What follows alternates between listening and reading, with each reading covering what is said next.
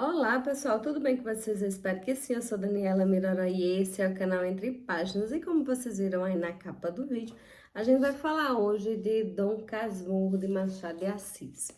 Bom, primeiro as minhas considerações. Eu nunca havia lido Machado de Assis, eu já falei em alguns vídeos meus. Eu não me recordo de ter lido na adolescência, porque é uma obrigatoriedade do ensino médio. Eu acho que as crianças hoje, e eu percebo que os alunos lá, porque eles leem, eu vejo eles lendo, e eu acho que se eles soubessem, ou fosse apresentado, talvez, sei lá, de uma maneira diferente esse livro, eles talvez gostassem mais. Quando eu li agora Machado de Assis, eu percebi o quanto essa história é interessante. Não gostei de Bentinho, já vou logo dizendo. Não gostei de Bentinho, e há outro personagem aqui que eu gostei menos ainda, que é o José Dias. Toda vez que a gente vai ver falando sobre esse livro, as perguntas que ficam é: traiu ou não traiu? Eu, na minha cabeça, não traiu. Aí, por que, Daniela? Porque aqui a gente faz a comparação com a atualidade, porque já que eu estou lendo agora, né? E um dos motivos, e eu vou lá para o final do livro, que Bentinho diz que houve uma traição, é que Capitu, o Ezequiel, filho, parece com o Escobar, o amigo.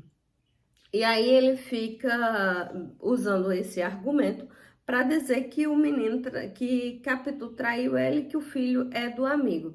Aí a gente se recorda que o menino costuma, enquanto criança, imitar as outras pessoas. E a gente sabe que criança imita o que ele acha bonito. Talvez ele gostasse muito do Escobar e achasse bonito o andar do Escobar, portanto, imitava o Escobar. E aí a gente volta que o menino parecia com Escobar, mas a gente sabe na atualidade que às vezes a gente nem conhece as pessoas, não tem vínculo nenhum com ela e é muito parecida. Às vezes, não sei se já aconteceu com vocês, como já aconteceu, de colegas de trabalho dizer que passaram em algum determinado lugar e tem uma pessoa que era muito parecida comigo. Então, por isso eu acho, não traiu. Mas eu tenho alguns adjetivos para falar sobre Bentinho que deixa claro o quanto esse homem precisava de terapia. Se fosse amiga dele, ia dizer: Bentinho, segura aqui na minha mão, querido, você precisa de terapia. Porque esse cara precisava de terapia. Aí nós vamos falar de um fato interessante. O livro foi escrito no ano de 1900, beleza. E aí tem a coisa do... Eu não sou professora de literatura, estou adentrando as leituras agora, mas esse livro faz parte de uma trilogia de Machado de Assis, do período realista. E aí, pelo pouco que eu li, o período realista, ele quer retratar a hipocrisia, a sociedade, os comportamentos quer colocar na história de uma forma que fique mais claro, parecido com a sociedade. Pelo pouco que eu entendi, não entendi muito, gente. Vou ter que estudar, me perdoe. Aqui é uma pessoa leiga que está começando, adentrando o mundo da leitura. O que vocês vão ouvir eu falar aqui é uma pessoa que gosta de ler e que vê o livro de um jeito dela. Igual quando vocês lêem o livro, vocês veem o livro do jeito de vocês. Eu gostei desse livro, apesar de eu não gostar de Bentinho, apesar de eu não gostar de José Dias, que eu tô focando nesses dois porque foram os dois que eu não gostei. Mas eu gostei da história. E quando eu sinto raiva de um livro, raiva da história, aí é que eu gosto mesmo de falar sobre o livro. Bentinho. Alguns adjetivos aqui do Bentinho.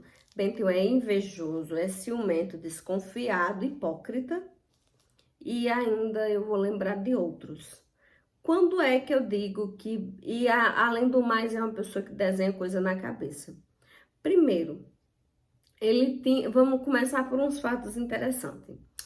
Ele nem tinha certa desconfiança de Capitu, mas aí é influenciável.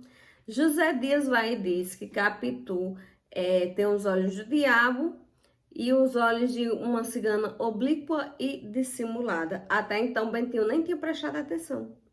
Mas aí José Dias falou e ele começa a olhar Capitu dessa forma. E aí quando está perto de Capitu, que foca nos olhos de Capitu, fica lembrando do que José Dias fala. Porque ele mesmo diz que tem uma imaginação fértil. E aí aqui, e ele diz assim: a imaginação foi a companheira de toda a minha existência, viva, rápida e inquieta. Às vezes, algumas vezes tímida e amiga de empacar. As mais delas capaz de engolir campanhas e campanhas correndo. Neste particular, A minha imaginação era uma grande égua íbera. A melhor brisa lhe dava um potro, que saía logo o cavalo de Alexandre. Ele mesmo diz, eu sou uma pessoa que pensa demais e que desenha as cores na minha cabeça. Aí José Dias gostava de botar as coisas na cabeça dele, porque sabia que ele era influenciável. E aí eu vou num ponto que mostra ainda mais isso. Ele vai para, né, a gente sabe que a mãe de Bentinho prometeu Bentinho em uma promessa. Bentinho teria que ser padre. Outra coisa, Bentinho, eu tenho uma ligeira impressão que esse menino nem gostava de Capitu. Ele não gostava, mas Capitu meio que colocou isso na cabeça dele, que eles, né, meio que um relacionamento ali. Aí ele vai desenhar Capitu um relacionamento. Porque esse menino, quando homem, porque ele tá contando essa história homem, não deixa um traço no final desse livro que gostou de fato de Capitu. Ele meio que queria só ter um controle que ele nem tinha. Bom, e aí quando ele tá lá no seminário, mais uma vez fica provado pra gente o quanto a imaginação dele é fértil e o quanto ele é influenciável. Chega José Dias para visitá-lo em um determinado dia, diz que ele pergunta sobre Capitu, Capitu diz que Capitu tá feliz, então o que que ele faz? Ah, então ela tá feliz enquanto eu estou aqui fazendo esforço para nós ficarmos juntos depois, e eu estou parafraseando.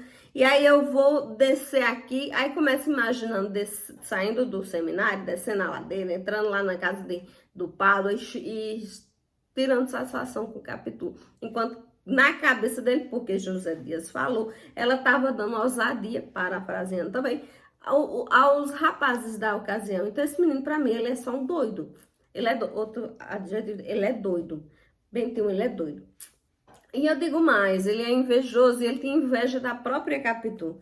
Em um momento, a inveja dele, quando ele fala de Capitu, ela era minuciosa e atenta.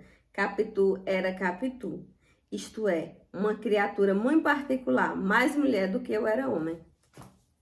Tá vendo? Ele era invejoso. Ele tem inveja de Capitu porque Capitu tinha iniciativa, porque Capitu era uma mulher, porque Capitu sabia controlar as coisas que nem ele não sabia, porque ele era controlado pelos sentimentos dele. Em outro momento aqui, que também prova a inveja dele em cima de Capitu. Como era possível que Capitu se governasse tão facilmente e eu não? Era mulher por dentro e por fora, mulher à direita e à esquerda, mulher por todos os lados e desde os pés até a cabeça. Vocês estão vendo que esse menino é invejoso? Esse homem é invejoso, que aqui quem tá contando a história é o Dom Casmurro, já não é só um Bentinho, um adolescente. Quem tá contando a história é um velho de 50 anos, que quer nos convencer da má índole de Capitu. E aí ele fica usando os argumentos dele para isso. Tanto é que tem partes no livro que ele diz, caro leitor, não sei o que, ele quer nos convencer de que Capitu o traiu. Mas quando você vai lendo, e é claro que eu tenho uma visão e você tem outra, e eu quero também deixar bem claro que essa aqui não é o que eu estou falando, é meu ver, uma professora de história, não sou de literatura. O que eu vejo é só isso, esses comportamentos de Bentinho aqui. E quando eu falo isso, gente, eu falo porque quando eu leio o livro, eu leio ele assim, tipo, a história está acontecendo aqui do lado, e aí por isso que eu estou julgando as pessoas. Como eu disse uma vez, eu gosto de julgar as pessoas dos livros, porque não é todo mundo já julga todo mundo, eu pelo menos estou julgando o personagem.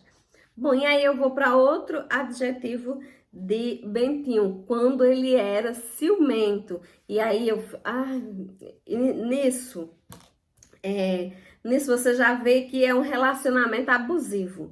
Uma noite perdeu sem fitar o mar, com tal força e concentração que me deu ciúmes. Para, deixa de show. E aí eu vou trazer para a atualidade. Gente, quantas vezes a gente não tem um Bentinho na vida da gente, né?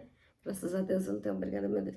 Mas quantas vezes não aparece um Bentinho e você não se toca? É um cara que tem inveja de quem você é, mas aí usa o ciúme e a desconfiança para mostrar que você não é a pessoa tão legal, tão boa, que você é menor que ele. Bentinho, eu não gostei de Bentinho de jeito nenhum, vou mentir. E aí quando ele mesmo fala em todo o livro, esses comportamentos dele. Ele é dominado pelas emoções, ele é ciumento, ele é desconfiado, ele é hipócrita. Sabe em que momento eu achei ele hipócrita? Quando ele, sabendo, dizendo ele solta, né, o fato de que ele acha que Capitu traiu e que ele não é o pai do Ezequiel. Aí Capitu vai, então, a melhor solução é a separação. Ele não quer separar. Por que ele não quer separar? Ele não quer separar. Ele simplesmente quer manter Capitu ali sob posse. E aí outro adjetivo dele, possessivo.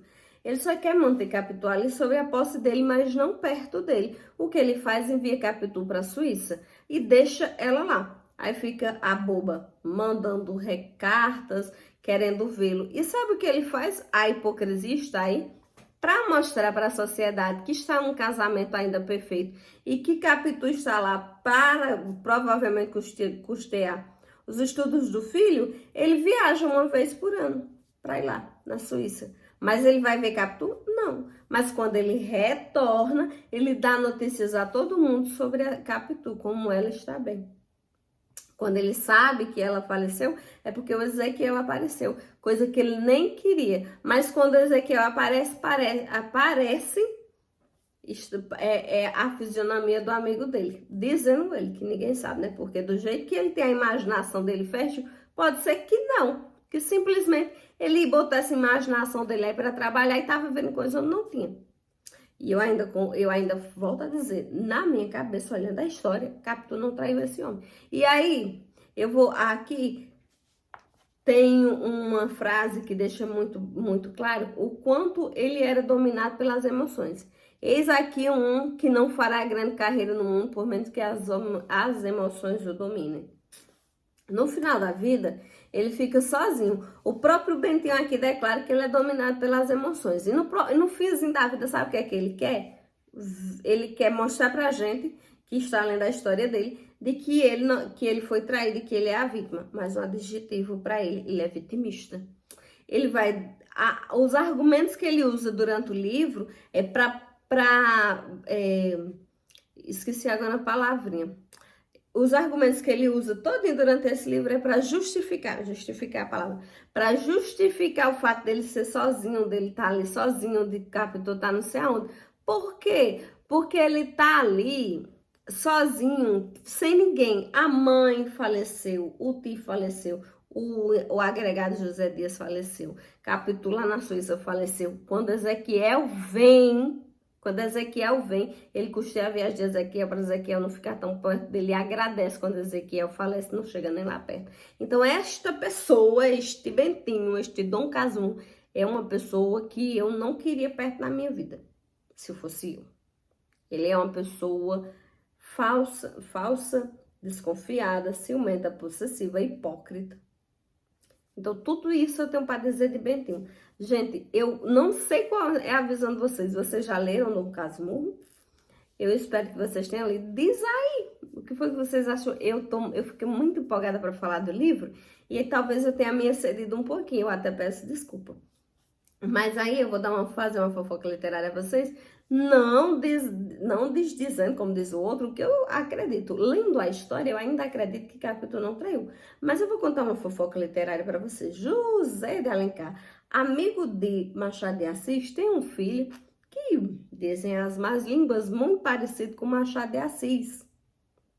E acontece que esse menino tem um problema que é igual ao problema de Machado de Assis. Machado de Assis era epilético e esse menino, além de parecer com Machado de Assis, tem esse probleminha. Aí dizem as más línguas que ele pode ser que tenha traído o coleguinho, um amiguinho José de Alencar. Sim, o escritor José de Alencar.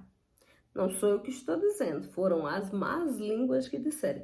E talvez seja isso que Machado de Assis quis colocar nesse livro aqui, porque ele escreveu esse livro em 1900. José de Alencar já havia falecido. Pode ser, não estou eu acusando. Tá bom, você sabia dessa fofoca?